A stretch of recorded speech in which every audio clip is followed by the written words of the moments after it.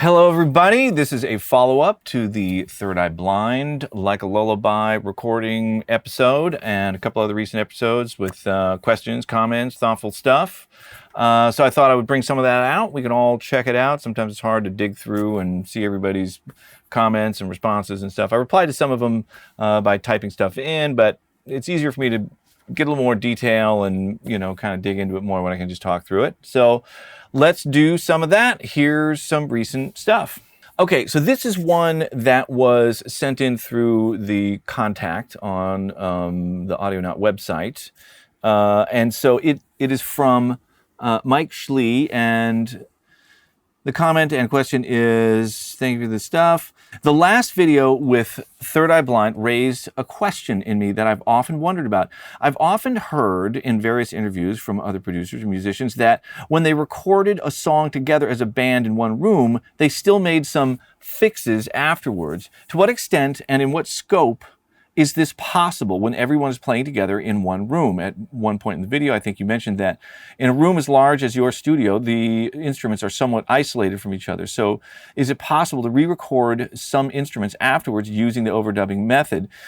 In case a chord or the timing or a particular instrument didn't fit at one point. Until now, I've always had the feeling that when recording as a band with acoustic instruments in one room, each member has to play a perfect take. Otherwise, the whole band has to do a new take or punch in again, right?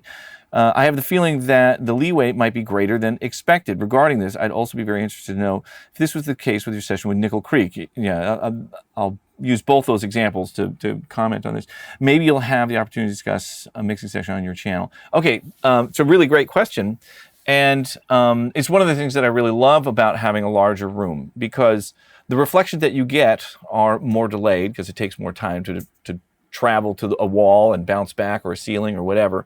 And the further the distance that the sound is traveling, the more energy is lost in the journey. And so those reflections are just not quite as intense. And the reflections are really what carry the mix of everything that's happening in the room. It might vary a little bit, depending on, a microphone that's on a particular guitar in the room. Whatever instruments are sort of closer to that might get more of their room sound. It all, is pretty self-evident how that would work. But in a larger room, it's so much easier to get that kind of isolation. And so I find that there is a pretty good amount of leeway. There are some places where you can have problems. And so if somebody plays something that is a little bit out of time and you want to fix it, that's not a problem, either by moving the signal of the close mic, just editing whatever hit or section is out of time and moving that. So like having that change in relation to the sound of the room mics generally isn't a problem, unless it's a really, really egregiously out of time thing. Then you might notice it. It gets a little more problematic if there's something that is really horribly out of tune. And, if somebody just blatantly hits a wrong note and it's really audible in the room, then when you go to punch that one moment with the close mic, you'll hear the difference between the close mic signal and the room mic signal. There are definitely instances where if there's a little bit of pitch variation, it can actually be kind of cool. And on this, you'll hear that. So there's a moment, it's the first time that the little mandotar plays that little arpeggiated melody thing, that thing. And so you hear the part get played, and that was something that we punched. And so the performance of the close mic is a different performance than what you hear in the room. And so in a way, it's almost like double tracking it. And sometimes you get lucky and it works out and it's really cool and musical. Sometimes it just sounds off and it doesn't really work. In this case, I thought it came out really cool. There's a little bit of a pitch difference there, and so it kind of feels a little bit chorusy, and you'll hear that if you listen for it. And so it can make some of those moments sound a little richer, because in the same way that you get that richness whenever you double something.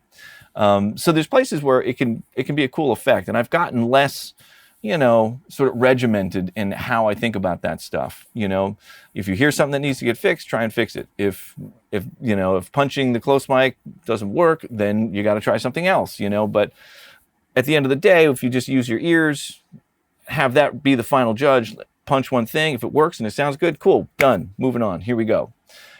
So I think there definitely is leeway to do that, even with the room mics. And it also really depends, like, how present are the room mics in the mix. In this case, they were pretty present. I blended a lot of that in the final mix. It was a big part of the sound, and so we had to make sure that that there was nothing that was really out of bounds there. I think really probably the line is if somebody is actually really unintentionally hits a totally out of key note, and you can really hear it in the room mics, then you probably have to use a different take or have the band play it again. But things are a little bit out of tune, a little bit out of time, probably fine. Even as much as present as the room mics were in that blend, I think it works out, and sometimes will add to the richness. It was the same thing with Nickel Creek. I was doing punches on individual stuff all over the place. There's definitely room mics active all the time. I have an episode coming up with them on the song Meadow, and so it wasn't an issue at all. It all sounds still very cohesive, very much part of the same performance. You still get the benefit of the room mics, and I would say most of the time it works fine. So there you go. That's been my experience with it. Hopefully it'll work that way for you as well. Okay, so now moving on here. This is now from the comment section on the website, the Audio Not Institute website. Okay, so this is still about the Like a Lullaby Third Eye Blind recording episode. And so this is from Anthony Kronk. And the question is, on larger projects, how do you keep your social battery? I would be so drained after a few weeks of working with such a big group of people. That's a really good question as well. And I guess it depends a little bit on the people. Some people can require more energy than other people. This one was really very effortless. In some circumstances, if there's more tension and you're constantly having to kind of worry about how people are going to react to things, or there's good vibes or bad vibes, it can be more draining. So it can vary quite a bit depending on the project, but it's never really been an issue for me. I'm so happy to be there recording stuff that, I seem to have endless source of endurance and energy, for for being there doing it.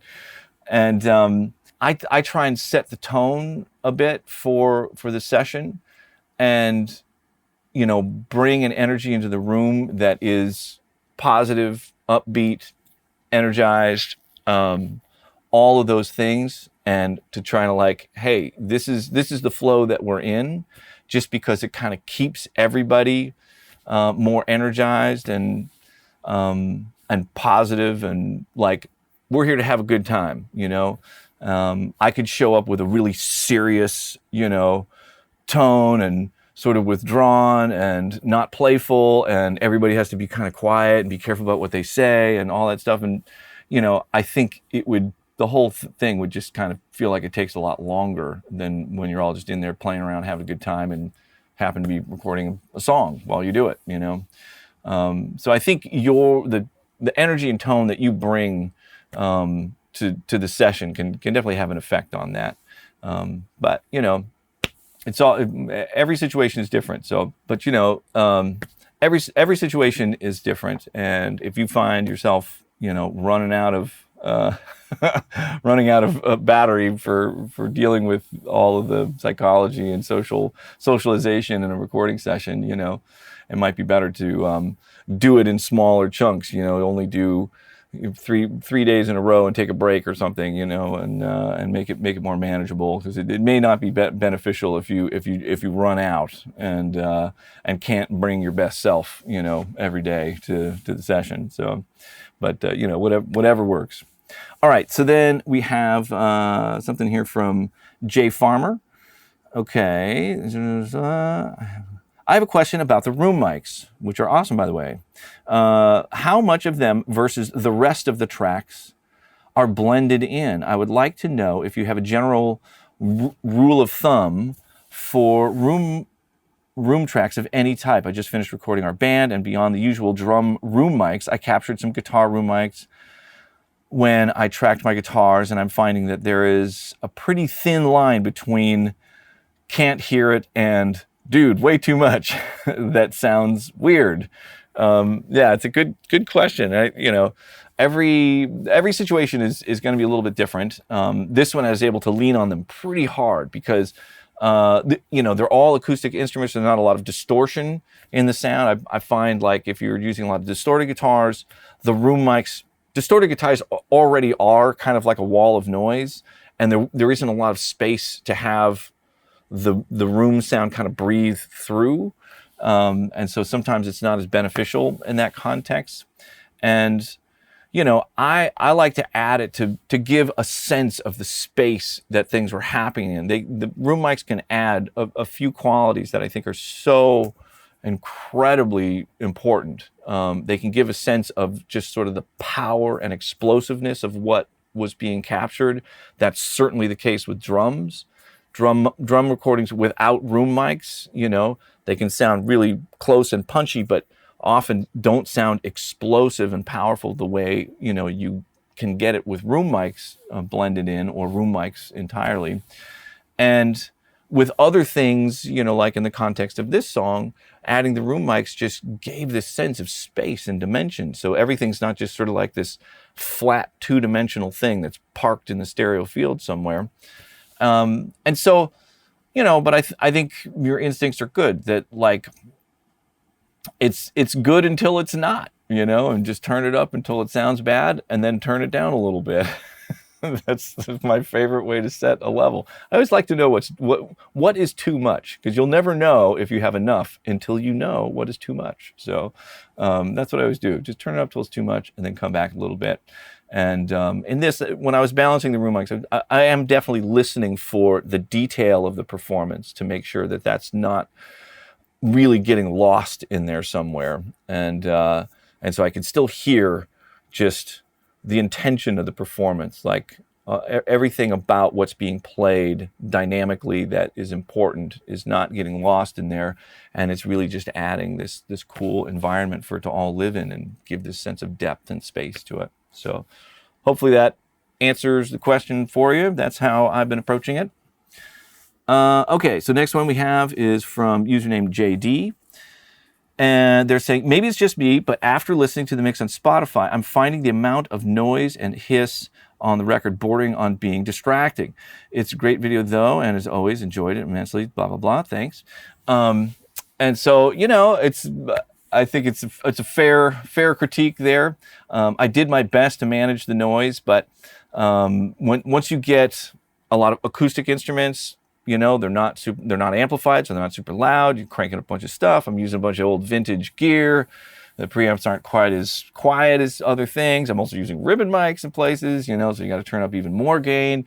I put it through a tape machine. There's even more noise there, so like there's potentially a lot of noise, and potentially more than people are used to these days, where there's not as much, tape machines and stuff going on. There's some older recordings that you listen to, and I never used to notice it before, even on like, the Zeppelin recordings and stuff. It comes on, it's just tons of noise, and it's so unfamiliar now that I think it can really be distracting. And it wasn't so much the case, in that era when there was really no way to get rid of it. I am using, isotope, spectral noise reduction, to try and minimize it as much as I can in places. But, there's certain things, I think probably the place where it was the most noticeable for me was in the very beginning when Steven is doing that walking up to the microphone with his guitar. So you hear him go from being far away to all of a sudden arriving at the mic and then starting the song. When he first starts, like, it's very, very, he's really far from his microphone, and like, you have to crank a huge amount of gain to get that there, because I think I ended up using, the primary microphone for him was a Beyer 160 for the close mic on his guitar, so not a huge amount of signal there. And So it can really be a problem, and I think it was pretty hissy in the beginning of that song.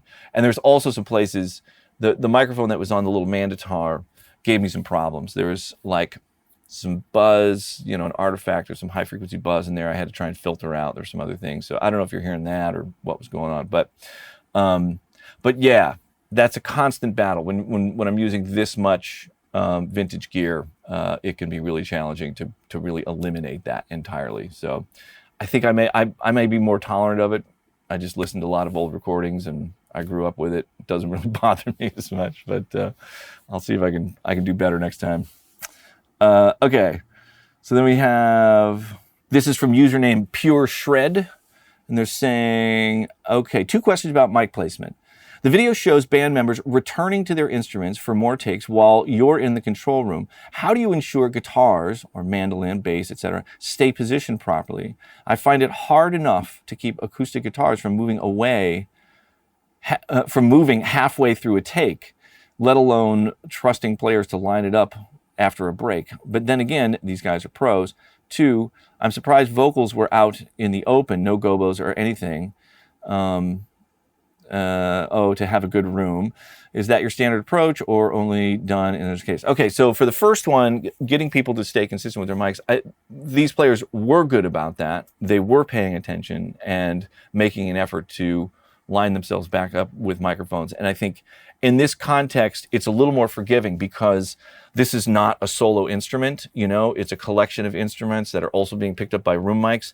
All of those things blending together can tend to disguise a section where something gets punched or I switch to a different take and maybe the mic position was not exactly identical. It just kind of sneaks by and you don't notice it.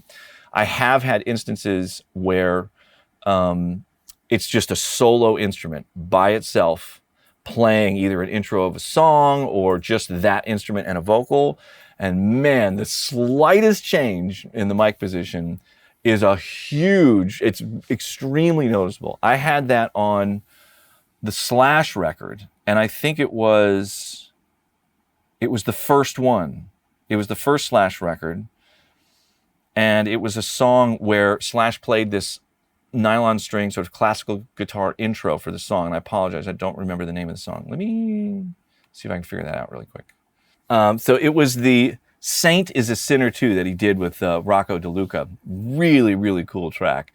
And so that one, it was a pretty tricky part to play. And so we did need to do some punching here and there. And it was really difficult to get that guitar sound to stay super consistent. And Slash is certainly experienced in the studio, definitely cares, and is definitely making an effort to get it right. And what I came up with on that particular thing was, and I developed this before, and this was my opportunity to use it, where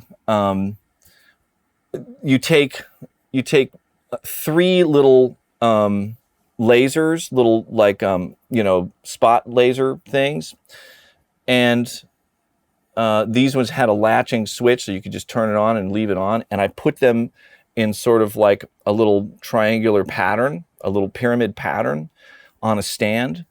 And so I had the mic, and then I had the lasers sort of right above the mic, and I got him in the position where it sounded right, and then got the little laser dots to show up on the guitar. And then I put pieces of tape on the guitar right where the 3 laser dots were on the guitar. And so when he would go to sit back down, we marked where the chair was. And so he could put the guitar in his lap and then adjust himself so the 3 dots, the 3 laser dots were back on the piece of tape. And then we knew the guitar was exactly back in the same position. So we had to do that after trying for a little bit and really running into some complications. And then that really helped resolve it. So if you really want to get silly about it and really ensure something is going to stay exactly where it needs to, that did work. It was almost impossible. Like if you lined up those little laser dots, it was in the same spot. So if you need to, that is a way to do it. As usual with stuff like whenever I pull something like that, everybody thinks I've lost my mind, but it worked. Slash was wonderfully tolerant of it, and I think actually was able to see there's potentially benefit to that crazy whatever Willy Wonka approach. But yeah, so there you go. There's kind of two different contexts for it. Hopefully that answers the question. All right, so then I got love this episode. Would like to see more light. I was wondering if you always approach comping vocals this way with the singer listening back in the room, or do you ever decide to give feedback from just your listening and record more takes from there? I would say it's more common for me to listen with the singer. Some singers that I've had a really, I've done a lot of recording with, where we just know, both of us really know what the expectations are and when it's right and when it's not. I don't have to do that, and they'll trust me to just go like, okay, I got a few punches, come in, I need this, this, and this, and then we'll be done, and it's all good. I'm definitely at that point with Grace. We don't have to listen to stuff together, and she'll trust me to ask for some stuff. Obviously, she'll listen to it when I'm done with it, when I think we have it done, and sometimes she'll still have some stuff, but maybe an initial round, I know with Smash Mouth, with Steve, we got to a point where he just trusted me, and we wouldn't have to sit through it and listen with him and have him have his picks or whatever. He'd give me some takes, I'd comp it, I'd come back and I'd say, hey, I need these spots. Okay, cool, go out, sing it, get those. If I was happy with those, then we're pretty much done. He was not super hands-on with his vocals, but so it can vary a little bit. But I would say most of the time, those are kind of exceptions. Most of the time, I would listen through with a singer, especially, Steve and I hadn't worked with for a long time. It'd been 28 years. And anybody new for sure, I would definitely seize the opportunity to sit down, listen with them, see what's working for them and what's not working for them. Ultimately, they really need to love it, and then when we both love something, then that's when I feel like I know it's right, but yeah, that's usually how I approach it. Okay, so then I got Billy the Burke saying, one of your earlier videos, you showed the beginnings of a pretty comprehensive CCTV setup system to aid in communication in the studio. Did any of that stuff come into play on this session? If so, was it actually helpful, or did it end up not being super useful? I noticed your tape machine was about the only thing on any of the monitors. Yeah, I wish I had made more use of it on this session, and I was focused on other things. I think if there was a moment where I really, really needed it, I would have done that. But I could have very easily I have a camera that basically shows the whole big room, and I could have seen all of them in the room. I never had a moment along the way where I was like, God damn, I wish I could see them. I could hear them fine. We were communicating fine, so it just didn't present itself. But it's certainly an option that's available in all of that. And there were other things, sometimes I'll have my face on a screen in their room so they can see me. But again, they just need to hear me on the TalkBack mic, and it was all working fine. I guess there was only one moment that I don't know. I sort of edited around it, but there was one moment where somebody made a comment about their headphones, and I couldn't tell who it was that was saying it because I couldn't see who was talking. So that was a moment where it would have been helpful to see who's who and who's asking for what.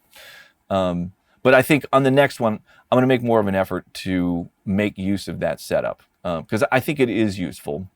I have a monitor in the big sound room, and the main thing that was useful for is I was able to type up a quick key of what signals were showing up on what channels on their headphone mixers, and it was always on display on that monitor, so everybody in that room could just look up and go, oh, okay, this is the bass is here, guitar's there, vocals there, So it was useful in that way for sure, so I didn't have to print out a sheet or hand write them or label all the boxes or whatever, It was a sort of quick, easy way to solve that. But yeah, I'm going to use that more on the next session. I should have been using it more. I think it is helpful. It's not essential. I didn't absolutely have to have it, but I want to use it more. Okay, so next one is Sam Belay is asking, maybe this is a silly question, no such thing.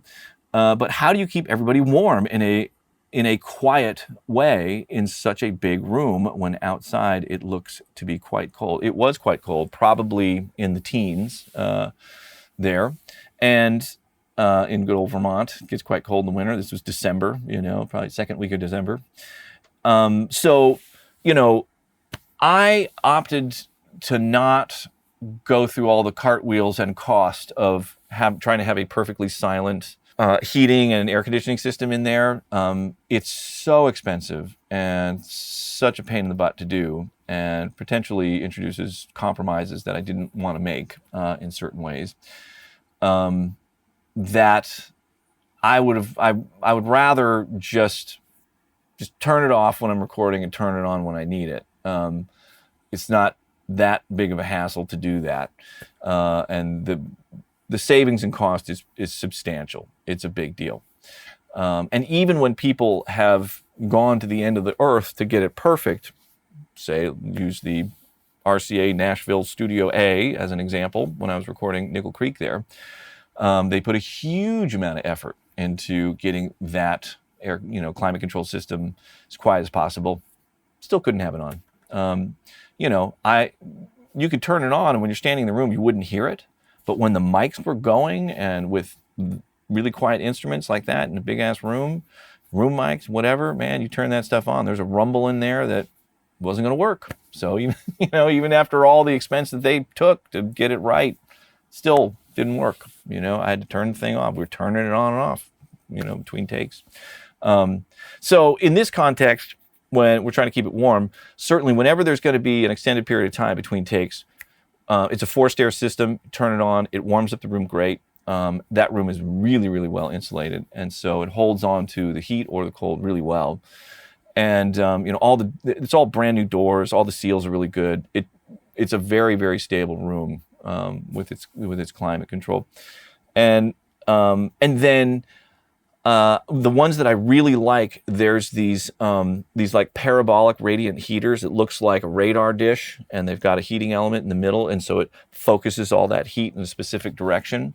There's no fan, and so those things are totally silent, and you can put it next to one of the musicians in the room and just have it pointing at you, and it's just like having the sun shining on you, and it'll keep you warm, and it definitely doesn't make any sound. So we had those set up in the room in everybody's position to keep them warm, and it worked great. Everybody's super comfy. It was not a problem. So, but good question. Okay, then we have another one from Sam Belay. It says, when you mic acoustic guitar with usual tuning, not Nashville, do you tend to use one mic pointing at where the neck meets the body of the guitar? How do you decide on how far the mic should be? Another good question. That typically is my favorite spot, especially if you're just, getting just your basic, straightforward, good, just clear, present acoustic guitar sound. Yeah, right? Anywhere between 12th, 15th fret.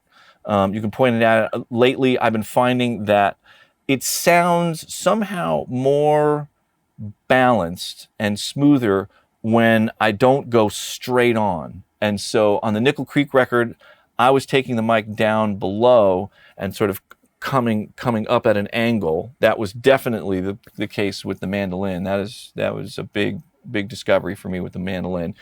For me, like if this is the fretboard of the mandolin, and sound hole or whatever, pointing it straight on gets this weird, like 4K spike in the high mids that is unpleasant. And as soon as you angle it away a little bit, it goes away and makes my life way better. And so I've been enjoying that sort of just offsetting an angle so it's not going straight on a little bit, and seeing the frequency response seems to be less ringy and kind of spiky sounding in the frequency response. So, and then the distance, I would say the mic is generally about a foot away most of the time. And then from there, it just becomes subjective. Like, how intimate do you want it to sound? Do you want it to be super in your face? Sometimes I'll put it further away, so there is a little more air around it, and it just feels like it sits back behind something else. Maybe the vocal needs to be really sit in front of the guitar. You can have it sit back a little bit.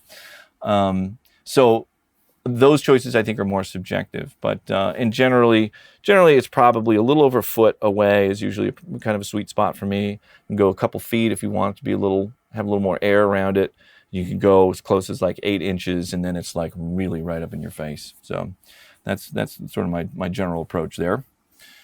Okay, so then there was a couple comments about this. So this one is from the username RC Miller 127.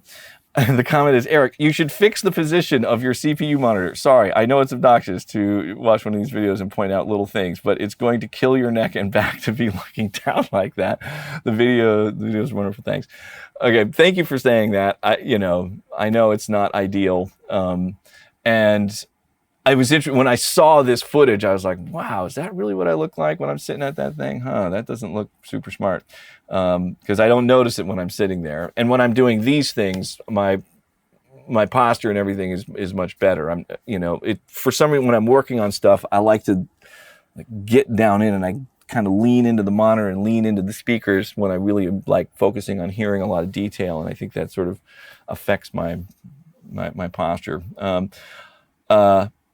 It's not great.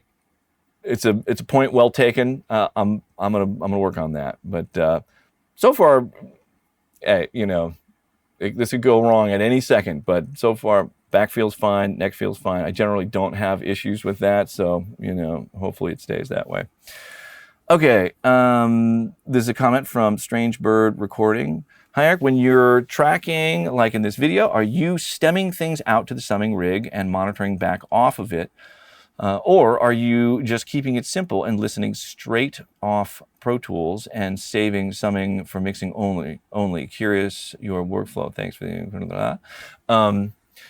most of the time, I would say I'm not stemming things out to the summing mixer. Sometimes it adds a level of complexity when I'm tracking that is not worth what might be gained there. And with my workflow, there's more of another step to the process where I'm trying to capture the digital signals, and then I do another round where I'm doing compressing and EQing and recapturing it through a tape machine after the fact. And that's when things really start getting stemmed out more. The one thing that I do sometimes is I will just monitor the whole stereo thing through those summing amps on the RCA console, because that can definitely influence some decisions that I'm making. It can add, it does such a great job of making things feel more musical that it stops me from trying to fix things that aren't actually a problem. And so I will monitor through that signal path at times, just the whole thing, just the whole stereo mix, where my monitor path, instead of just going straight to my monitor controller, it will go through that console on the way there, and then I'll always just be listening through it. And then generally it's just kind of more pleasing to my ears, and I'm not trying to over-process stuff. So, that's my general approach there. Okay, so then we have username Will STL, and you're saying, greatest thing I've ever seen on the internet. Thanks. Really cool stuff. 2 questions. I see that in a few occasions you took over the session and suggested some part arrangement ideas. I was wondering if that's standard for you. Do you try to read the artist or band to see how much you can suggest those types of ideas? And secondly, how much processing are you while tracking the band? Are you focusing on being quick and efficient and relying mainly on mic choice and placement? Or are you taking the time to do some processing so it sounds as impressive as possible when being played back in the room? Thanks. Okay. There really is no standard for me of how much I'm interjecting song or part ideas. It's really specific to each artist and what they're bringing and sort of what the expectations of my role might be in the project. I generally go pretty easy on that. If I really hear something, that I think could really add something to the arrangement or to the parts that are being played, I will say it. You saw it happen in that video, and just let my standard is like, if I'm suggesting something, it should be good enough that everybody in the room will go, oh, cool, yeah, let's do that. If it's not good enough to meet that standard, then I'm not overly attached to it. Let's come up with something else. We got to have something that everybody's excited to play or add to the song. And so, I don't have any need to do that. It's really all about whatever the song is asking for. And in that particular circumstance, the way everybody was approaching things, everybody was strumming. And I just felt like we should have somebody that's not strumming. So we could have a little more sort of diversity in the textures and musical statements that are being made within this arrangement. And it'll help this song go on more of a journey, And so I really, those few notes that I suggested, as far as I was concerned, was just a starting point. Like, hey, this is something that could work. It pedals in a really nice way over the chord changes, and it can be expanded on from there. I would love to hear more arpeggiated stuff within the context of this thing. So the whole thing, the texture isn't always just strumming all the time. And so, it was received well and ended up getting developed from there, and everybody sort of contributed ideas on how to make it work. So, so that one worked out. But sometimes they don't. I'll suggest something, people go like, yeah, I don't know, that doesn't really feel right. All good, moving on. Here we go. So that's typically how I approach that. And then about processing while I'm recording, especially now, it really depends on how confident I am about a particular processing. But I am more and more getting away from doing really any significant processing, because it's so easy to monitor something digitally that's non-destructive, that allows me the flexibility to do something later. And yeah, on this, I didn't record compression on any instrument, because I do that in a different round, after I have the performances, then I'll play with the compression as everything's being printed through the tape machine. Yeah, and the same with EQ. I mean, it's so easy in the moment to just throw FabFilter Pro Q on there and do some quick little EQ moves just so it's in focus and it feels balanced enough to play the part. And here we go.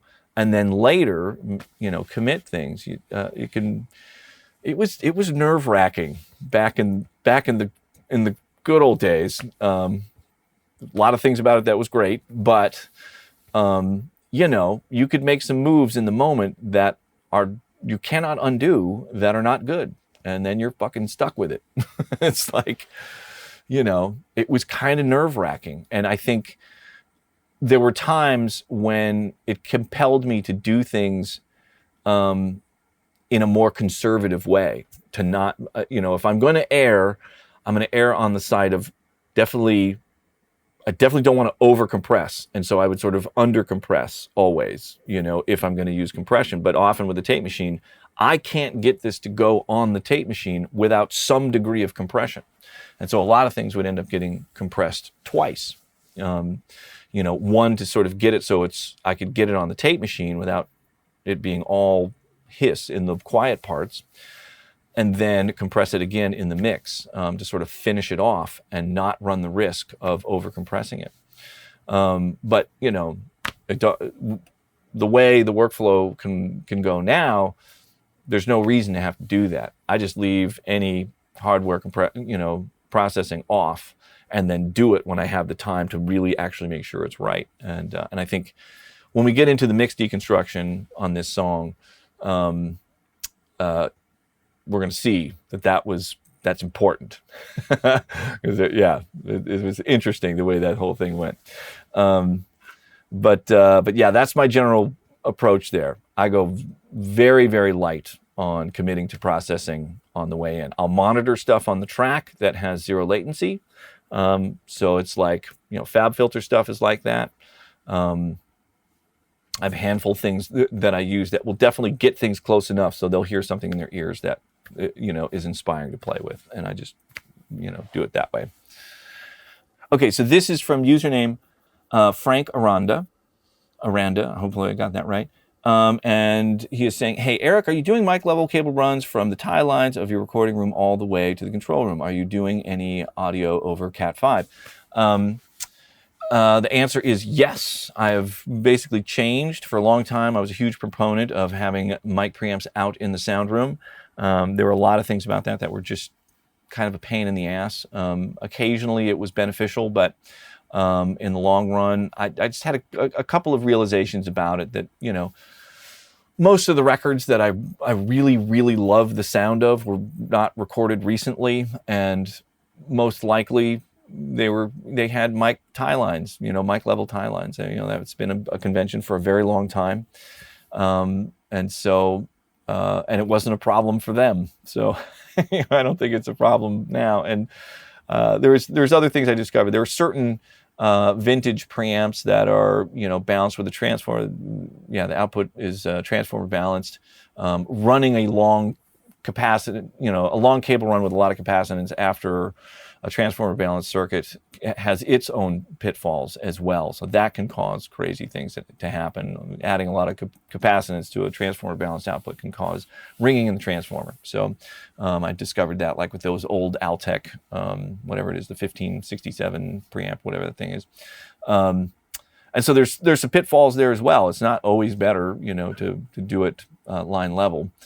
And so, yeah, I think I just got to a point where this is not worth the inconvenience of it. There's definitely plenty of records that sound great that I love that have been made with microphone tie lines. Like having mic pre's in the sound room is not the make or break issue of having things sound good. And for me, the convenience of having all of my preamps right next to me so I can adjust stuff when I'm in the room. There's a reason people do it that way. So yeah. And yes, I am using Cat5 microphone tie lines. So I put those all over the place because it was so easy to do, and they work great. They're quiet. I'm not having any buzz or hum or picking up interference with those. They seem to be shielded good enough. It is super low capacitance. It's designed to handle signals that are way more, susceptible to degradation than microphone signals, and it really works great. So, I have them like up in the mezzanine, I have them in the booths, I have them everywhere. So if there's ever a place where, oh man, I wish I had an extra tie line here, just grab one of the boxes, plug it in, you're good to go. And so then there's an additional sort of little patching matrix in the patch bay where you can connect. There's a few places where those things can show up in the patch bay. Presumably, I'm not going to use all of them. So I didn't have to have all of them in the patch bay. And so there's actually a Cat5 or Cat6 patch bay that ties all of the sources into the few destinations. Yeah, I think there are 6 destinations in the patch bay. And that's the way I ended up, sorting it out. But yeah, totally recommend it. Works great. Yeah, I have no complaints about it. Okay, so this is username Maddie B. So the comment is, a new undertone audio plugin with impulse responses from the Sonic Force rooms would be amazing, especially the big room. I'm definitely going to do that. I just, I just got to get the time to do it. And I think I'm going to really, really go for it with that. My vision is, I'll capture the room with all the curtains closed up, so it's got a much longer decay, it's brighter and more energized sounding. Do sort of like a mid version of that, and close it off a little bit, and then close all the curtains and just have a big warm space with not as much decay. We'll have different speaker options. I have these QSC monitors in there. I think it'll be worthwhile because it's not that hard. I'm actually going to pull the large Strauss monitors out of the control room and put them in that room to be the speakers that I use.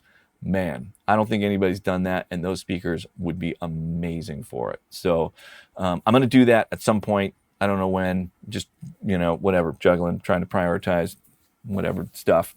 But yeah, thanks for mentioning that. I would love to do that. Okay, so then we got another one from username Prusty Kecker 805. I got that right. And the comment is, I would love to hear a video similar to this, but on an over-the-top, overproduced type song, like if you were recording Year 3000 by the Jonas Brothers, assuming you personally were playing and recording every part assembly line style, emphasis on how you would comp and edit and tune and so forth. Yeah. My next most from the least is going to be more in that direction. Not quite that sort of poppy, but it's going to be like a big modern rock, try and get it to sound as big and hi-fi and explosive and powerful and loud and all that shit as possible in the most from the least context. So some of that will be going on, in that thing. But yeah, the Year 3000 thing, I didn't use my name. I wasn't credited as Eric Valentine. I was credited as LCV, which was an acronym for my pet, my dog. I had a dog named Elsie, and so it's the letters LC and then V, so Elsie Valentine. But yeah, that was a song where I did play everything. That was an interesting one where that song was very successful in Europe and really hadn't had much exposure in the United States. And so they literally recycled a hit song in the United States with the Jonas Brothers, and they needed somebody to just do sort of an American style production of it. And I got hired to do it. It was super fun. Got to play instruments, played all that stuff on there. They just came in, sang on it, did an awesome job. They were lovely to work with, and it all worked out great. So yeah, that was a fun one. Okay, so this is from username Rome8180. I've got a general question about tom tuning. You seem to care a lot about having the toms be in the key of the song, as evidenced by your discussion with the drummer at 4105. But there are a lot of songs that don't stay in one key. For example, I have a song with a tom-heavy drum groove, but the key center switches from B minor to F major every 4 bars. It's hard to think of 2 keys that are less related. So anything I tune the toms to is going to be out of tune for half the verse. Should I just pick the few notes those keys have in common, G, A, D, and E, or should I just disregard tuning to a note? You answer your own question right in there. Go for the common notes, for sure. I still think there's a benefit to it. If you can't go for just 1s, 4s, and 5s or something, which is something I've talked about before, but it can still be very musical. So like so this was F and B minor, or B minor first and then F, right? So, yeah. And then to F. Yeah, it's a cool change. And so, yeah, so the notes in common are G, A, D, and E. And so D and A would be a good possibility. And what you can do is you could even audition them on a keyboard, something like that, and then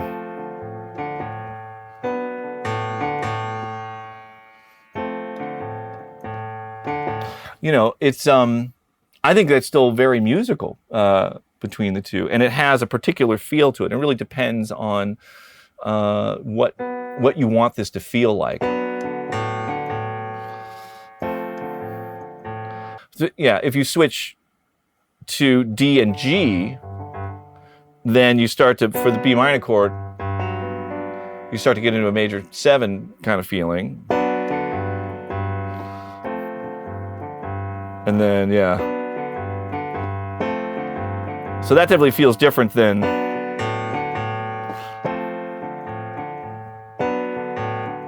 yeah, so that's a little more pensive and mysterious, and this, is a little lighter, a little more ethereal sounding. So I think there's great options there, and still have it somehow related to the chords that are being played. But yeah, common notes, go for it. See what they feel like, in the context of when those pitches are being played on toms, it'll certainly be more subtle than what you're hearing there. But playing them on a piano or on an instrument is a great way to test it out and see see what really is evoking the feeling that you want from the song. And, having the toms in there will just kind of sneak it in. I think it'd be really cool. Okay, so then we got, this is Ryan Myers. Just a quick question. What plugin was used for the spectral noise reduction? I already mentioned it was Isotope RX spectral noise reduction plugin. That one's been really good for me. Yeah, it's been working good. There might be better ones out there. I'm open to suggestions if any of you have had a good experience with something, but I've been using that one for a long time. Still seems pretty good. Okay, then we have Joel Lagros, maybe. Okay, it says, I love that you're taking the sound further with your plugin usage while tracking. How are you managing that while keeping low enough latency? Are you committing freezing, or does your computer have that much horsepower that you're able to use the plugins while maintaining a low buffer? This is a constant management on my end when doing this in my studio.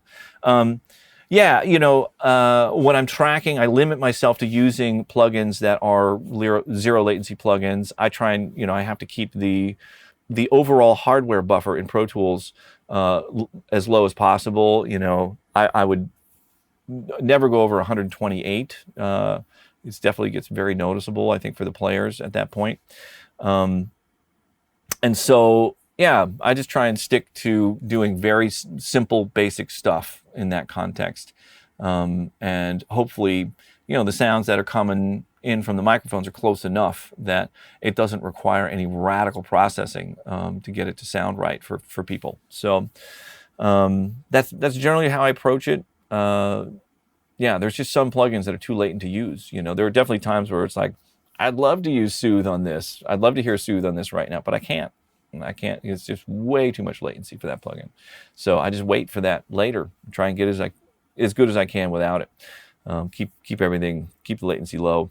My computer there, I think it's an M1 Ultra Studio Mac. It's doing good. I've heard that the bump up to an M2, or now I think they're up to an M4, maybe something, that there's a pretty substantial difference. I just visited with another gentleman that has massive DSP needs. There's gonna be an episode about it soon, and it was insane what's going on in his computer.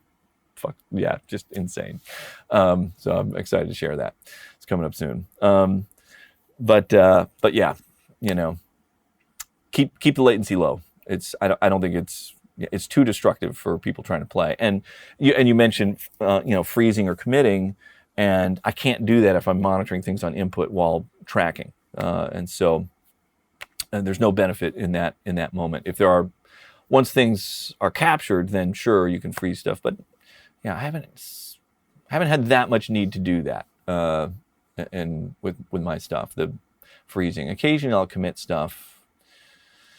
Yeah, I'm trying to think about this. Yeah, I commit things at the end that have hardware inserts. But sometimes I'll commit things because I'll run out of DSP with universal audio stuff sometimes before other things, and so occasionally I'll commit a universal audio thing if I'm using like that Neve 1084 thing takes up a lot of DSP, and so I really enjoy that. So that plugin. So sometimes I'll freeze or commit that thing, but generally while I'm tracking, I keep it simple. Okay, so now this is from username Rowler, etc. And the question is, did you know that you wanted them, the drum sound, did you know that you wanted them muted going into it? Did you try a more open tone in the process? The room AB is beautiful too. Is this the first full thing outside of experimenting and overdubbing that you've done in the studio? Yes, I definitely had a vision for the drum sound on this. I've been wanting to try this thing of miking a drum set entirely with speakers for a long time. I did have a backup. I had my C12As over the kit just in case, because there was a cymbal set up, and maybe I would need to capture that. But I did not end up using those. And so the idea is that the drums could be more muted sounding and leave tons of room for that bright sort of strummy clarity of the acoustic instruments just soar on top of the drums and not have this bright, crispy drum sound competing with all of that. And so that was my vision. And the final mix, I think, traveled away from that a little bit. And when we get into the mix deconstruction, we're going to talk about that. And this mix deconstruction is going to be interesting because I'm going to deconstruct two versions of the mix. And we'll explain all that when we get into it.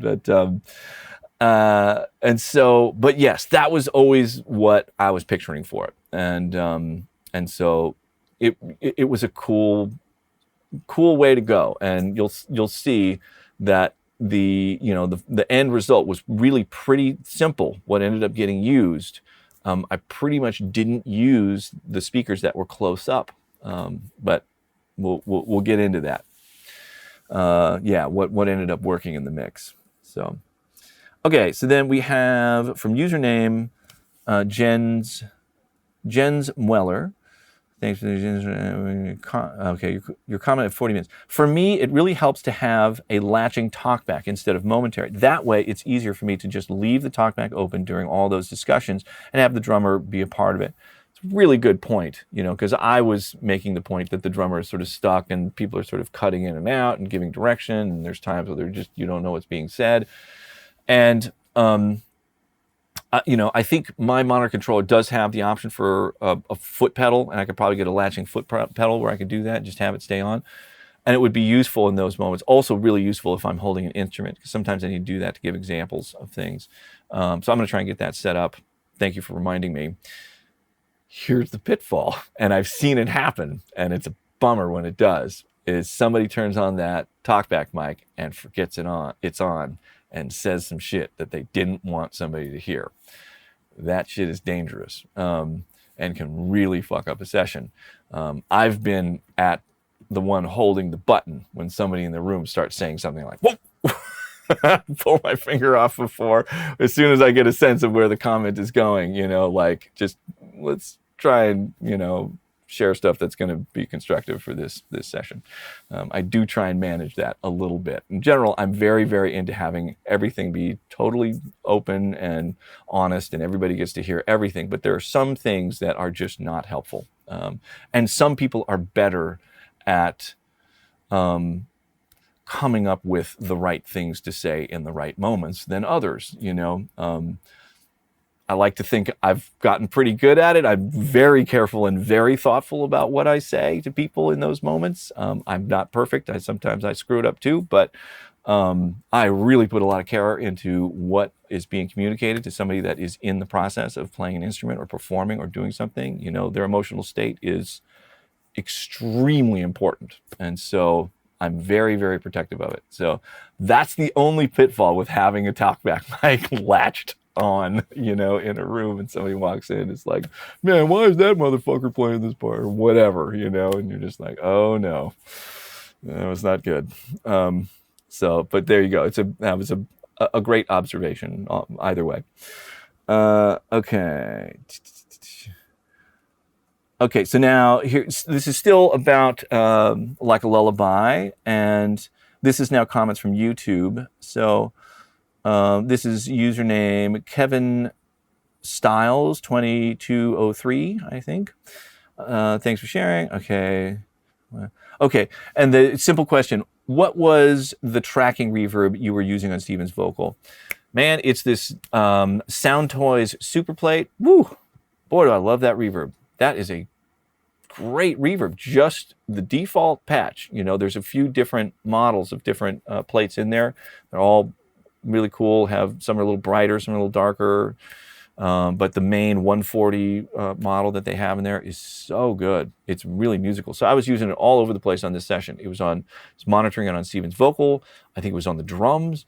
It was on the pedal steel. It was all over the place. Loving that plugin right now. It sounds gorgeous. Well done, Sound Toys. Okay, I've already sort of answered this, but this is Jordan Red Room asking, will you be making a how it was mixed video? I'm definitely going to do that. I have to get back to Vermont to do it. I'm in Topanga now. I'll be going back there mid-May to get my 1 week in that month. So I'm definitely going to do that. It'll be cool. And as I mentioned, we're going to deconstruct 2 versions of that mix. So that'll be fun. Okay, so then here is username Rome8180. And the comment is, why not just record the reference guitar and vocal without a click and then tempo map it in the DAW? That's what I do. I don't know how Pro Tools is about it, but with Logic, you can do that instantaneously. You literally just hit analyze tempo, and it goes through everything you played and analyzes the transients to figure out the tempo. And then if you turn on the click, it will follow that tempo mapping. That is a cool feature. I didn't know Logic does that. Yeah, man, this is another chink in the armor of Pro Tools for me. Oh, boy, you know, my patience with Pro Tools is slowly eroding away. But yeah, I mean, that could have been a really good choice in this case. You know, Steven had mentioned that he likes the drummer to be the click, and maybe it would have been better to do that. In this particular case, and I think there are other circumstances where your approach unquestionably would have been the way to go. But this one, because the drums were such a metronome-like part, it really is just quarter notes being played is the drum part, that it didn't seem like it was a huge contributor to the feel of the song. And so I made the judgment to do it that way. And yeah, to use a click for this one. But yeah, it's possible. It would have been interesting to see what Steven's tempo, just playing and singing the song, how that would have carried the song if that would have really added something, having the tempo breathe a little bit on this thing. It may have actually really been a better choice, but I'll give that more consideration next time. The process for me, tempo mapping, a guitar performance is not as easy as hitting a button saying tempo map. And so, yeah, I'm gonna have to give Logic a more serious look. But yeah, thanks for the comment. Okay, so this is sort of an unrelated question. And so this is username Jordan17Bliss. Do you remember what you used for bottom heads on the Pearl Export Third Eye Blind snare? So the snare drum that was used on Semi-Charmed Live. And there's only 2 options. I've always only ever used either a Diplomat or Ambassador bottom snare head by Remo. So it would be one of those 2. Unfortunately, I don't know for sure which it was. So I apologize that I don't have a definitive answer there. Okay, so then we've got a comment from, I'm not really sure how to pronounce this, but his username Humar Straffel. I hope, something like that. Okay, and the comment is, damn, Eric, why only charging $3 for something like this? You should be charging a lot more. Thank you for saying that. It's nice to hear that there are people that feel like the content is worth more than what I'm asking for. And, I believe in this approach, and I get it. There's certainly the possibility that I could be charging more for this, but in the long run, that's not what I'm trying to do here. And I'll try and explain, my feelings about it. And for several reasons, I feel like the low pricing is really the way to go. The first reason for me is that my ultimate goal is to really have this be as available as possible for as many people as possible. And if I price it more expensive and make it this really sort of like expensive master class, super exclusive thing that you have to save a bunch of money for or whatever, it'll be for a very small collection of people, and that's not what I'm trying to do. I want this to be available for as many people as possible. And so, at this stage of the game, with the number of people that have sort of, signed on to be a part of the website and do stuff, it's helping it be more of a break-even proposition. So I'm not actually like paying out of my pocket to share information with people, which was a little too much for me. I just can't do that. I feel like I'm a generous spirit. That was a little too generous. And in the long run, I think it's really going to work. And there's some potential huge upsides if this ends up working out. So if I keep the price lower, I think it'll be easier for me to attract more people to get involved. And that's really the key to this really succeeding in the long run. And if you look like, the sort of grand champion of this stuff, Rick Beato, he may have just crossed, last time I looked, he was about to cross having 5 million subscribers on his YouTube page, and totally deserving in every way. He's awesome. I love him. He is brilliant and has shared amazing information and is just great at what he does. But I think it's an indication that there is a large audience for this sort of world of stuff, for, music and audio. And let's say I got, 1/50th of that audience, which I don't think is an impossible notion, and had 100,000 people sign up for my website. At that point, I wouldn't even have to scale the pricing of the videos. They could all just be $1, It's the number of subscribers that makes the difference, and it keeps it affordable for everybody. So then everybody only has to pay $1 for whatever version of video there is. And at that point, there's potentially enough income to really do some incredible stuff with this platform. I'm doing fine. I don't really need to make a lot of money off this. I'd like to just cover the cost of it, and just be able to have it be sustainable. But if, let's say, episodes are bringing in, some percentage of 100,000 members to a website, it opens up so many possibilities. So it certainly allows me to afford to have more help in creating the content, which would certainly allow a more consistent flow of stuff. And then the thing that I'm really excited about is doing more stuff like what just happened with Third Eye Blind. And just imagine if a band could come in to that studio that I personally consider to be one of the best studios, certainly in the United States. It's an incredible studio.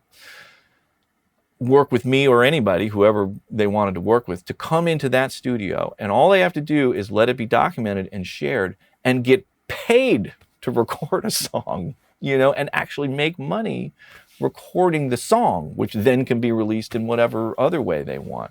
That would be incredible. I mean, it would just turn this whole thing upside down, because, I think a lot of up and coming artists are really faced with, the challenges of being able to afford to go into a studio like that, pay thousands of dollars to be in there for days on end and be able to make a really uncompromised recording. And I would absolutely be delighted to make it available under those circumstances. Have a band come in and record a song, take as much time as you want. We document everything, share it, and then the income that comes in from it gets shared between, me in the studio and the artist. And so they don't even have to pay. Not only do they not have to pay, they would even potentially make money recording their song. I think that would be so amazing.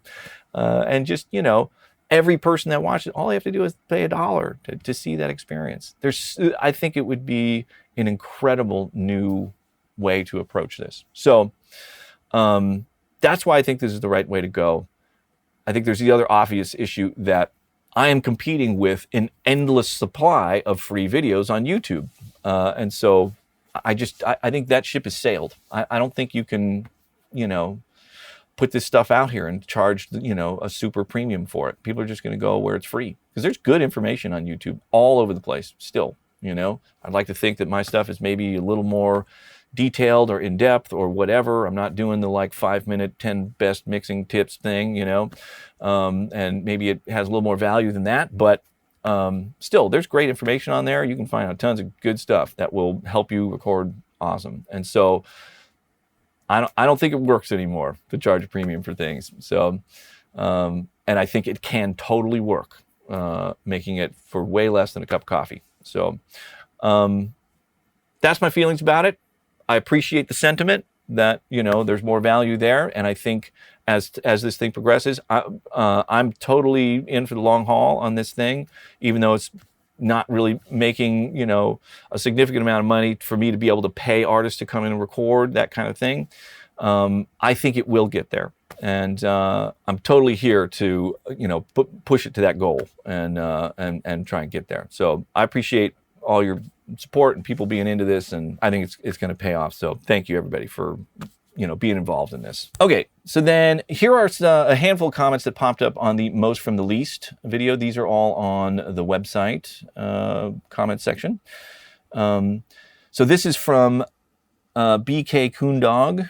Hi, great video. Was wondering if the overheads are recorded together on a stereo track or if two mono tracks panned left, right. If so, how do you maintain kick and snare center? Always excited for your content. Okay. I had to just check, make sure. But yeah, they were recorded on separate mono tracks and just hard panned out. And there isn't like a huge difference for me. I ended up grouping them. So if I did want to make an adjustment that was affecting both the left and right, you know, microphones, I could do that together, or I can ungroup them and then do it individually.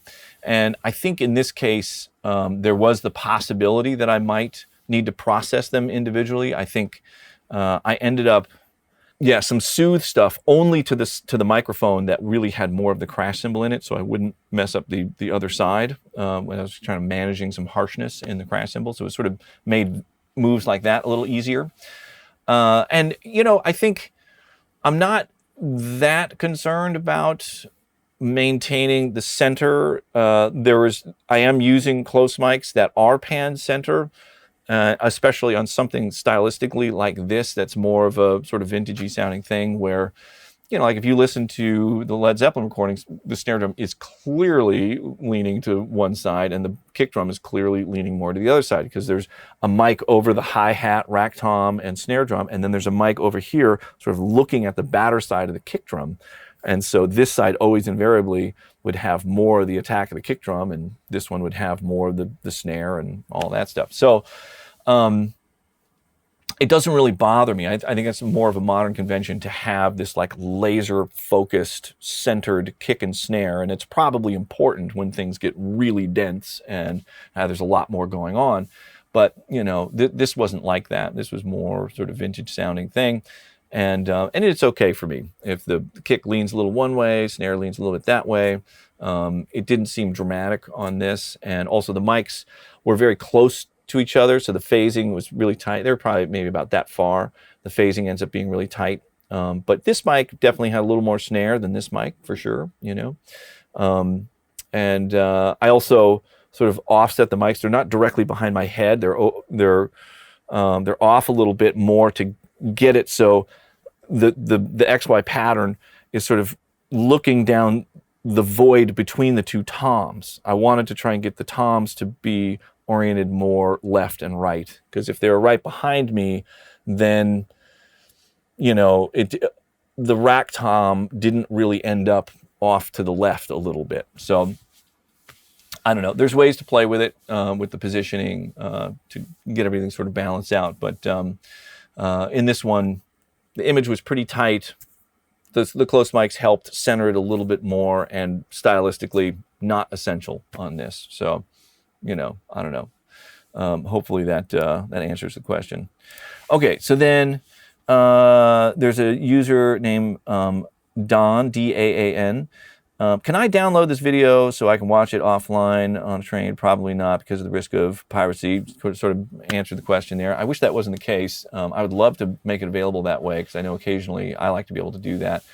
And, you know, the streaming services that have their own playback application have a way to be able to cache video files or store them locally on your hard drive with an encrypted proprietary file, so you can't just easily grab it and then redistribute it somehow. So that's complicated. Maybe eventually I'll be able to do that, figure out a way to make that happen. But at the moment, that's a little too complicated for my little website. If it's ever possible, I would be happy to offer it. And I don't even know, you know, with the limited scale that this is really happening at this point, the number of people that are tuned in and signed up, I trust you all. You know, I wouldn't think that people would just go and immediately post it on YouTube or something. But still, I guess as a matter of practice, I'm trying to stick to the way this is supposed to be done. So we'll stick with this for now, and I'll at least ask. I'll see if there's a way to do that. But yeah, thank you for the question. Okay, so then here's the last one I got from this batch of stuff. This is username PH23, and it says, for the sound of the guitar room, could you not just use the Atom, my little monitor speakers, just solo the guitar to one side and record the room that way? I did try that. I ended up not sort of including that in when I was describing the journey, but I did try that along the way, and there was something about it that just did not sound like a guitar amp in the room. It didn't have the same like power and energy in the room. I think it just wasn't loud enough. And so unfortunately that didn't pay off. It's a good suggestion. And it was one of the first things I tried. I was like, oh, I'll just put it through the monitor speaker. In that case, I would keep the speaker emulation because, the Atoms are supposed to be much more flat and full range, unlike a guitar speaker cabinet. So I'd keep the speaker emulation, have the speaker try to accurately put that in the room and capture the sound, but it just didn't quite have the thing. So I did better putting it through one of these, the little high watt amp, So there it is. Bunch of great questions and thoughts about that stuff. I appreciate y'all contributing that, and love having the conversation. We'll keep it going. I've got some fun stuff coming up. Like I said, I just got to visit a really cool mixing setup with crazy. I'm going to try and get that up as soon as possible. I got this Nickel Creek deconstruction coming up. So some fun stuff coming. All right. Thanks as always for checking it out. I'll see you on the next one. Bye.